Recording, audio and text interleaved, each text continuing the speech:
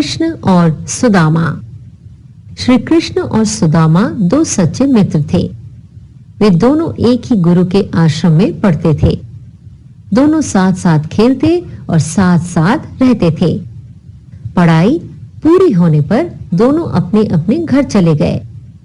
बाद में श्री कृष्ण द्वारिका के राजा बने। सुदामा गांव में रहते थे। वे गरीब ब्राह्मण थे।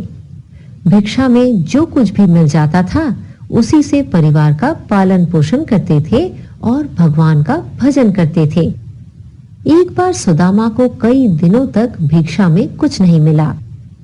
इस कारण उनके परिवार की हालत खराब हो गई। सुदामा अपनी पत्नी को श्री कृष्ण के बारे में बताते रहते थे। विपत्ति के समय में उनकी पत्नी ने उन्हें बचपन के मित्र के पास जाने की सलाह दी। पहले तो सुदामा मना करते रहे, किंतु बाद में मान गए।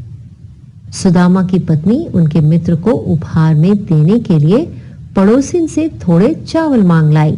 चावल की पोटली लेकर सुदामा सकुचाते हुए श्री कृष्ण से मिलने द्वारिका पहुंच गए। वहां के बड़े बड़े भवन देखकर वे हैरान रह गए। श्री कृष्ण सुदामा की दशा देखकर रोने लगे। उन्होंने अपने मित्र का बहुत आदर सत्कार किया। दोनों मित्र बचपन की बातें याद करने लगे और शरारतें याद करके हंसने लगे। श्री कृष्ण ने सुदामा के बगल में दबी चावल की पोटली खींच ली और बड़े प्यार से चावल खाने लगे। श्री कृष्ण सुदामा के मन की सब बातें जान गए।